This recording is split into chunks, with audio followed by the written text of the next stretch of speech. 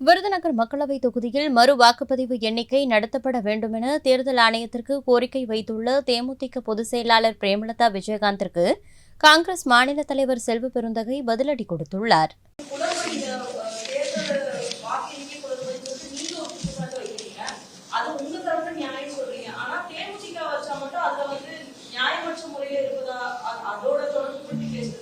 இல்ல நாங்க என்ன சொல்றோமா, நாங்க எல்லா இடத்துலயும் வந்து அப்ஜெக்ஷன் ரைஸ் பண்றோம், அப்ஜெக்ஷன் கொடுத்துருக்கோம். இவங்களுக்கும் அது இருக்கு, அந்த உரிமை இருக்கு.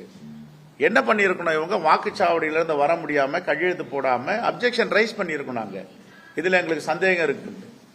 இரவெல்லாம் யோசிச்சு காலையில வந்து பத்திரிகையாளரை சந்திச்சு விருதுநகருடைய வேட்பாளர் வெற்றி பெற்றதில் எங்களுக்கு சந்தேகம் இருக்கு, மறுவாக்குன்னு வெளியில வந்து சொல்றதை விட அங்கேயே அப்ஜெக்ஷன் ரைஸ் பண்ணி ஒரு லெட்டர் கொடுக்க வேண்டியதான ரிட்டர்னிங் ஆபீசருக்கு.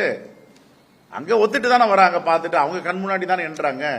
நாங்க சொல்றது என்னன்னா, எங்களை தூக்கி வெளியிலேயே போடுறாங்க. எங்களுடைய பூத் ஏஜென்ட் எல்லாம் ஹவுஸ் அரெஸ்ட் பண்ணியிருக்காங்க, பல இடங்கள்ல அராஜகம் நடந்திருக்கு.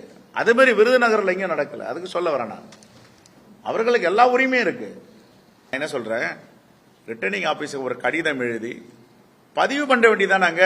சரி, அங்க கூட அவர் வாங்கலன்னு வச்சுக்கோங்க, வெளியில வந்து பத்திரிகையாளர்லாம் கேட்கறாங்க, வெயிட் பண்றாங்க. பத்திரிகையாளர் சந்திச்சு நான் கேட்டேன், இந்த ரிட்டர்னிங் ஆபீசர் மாவட்ட ஆட்சித்தலைவர் காது கொடுத்து கேட்கல, செவிசாய்க்கவில்லைன்னு ஒரு அப்ஜெக்ஷன் அங்க பதிவு பண்ணிருக்கலாம்.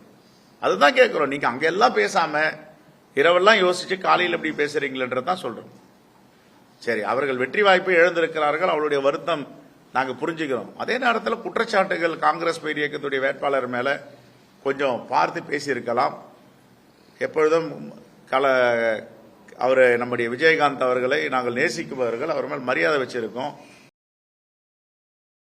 செய்திகளை உள்ளது உள்ளபடி தெரிந்து கொள்ள ரெஃப்ளெக்ட் நியூஸை சப்ஸ்கிரைப் பண்ணுங்க.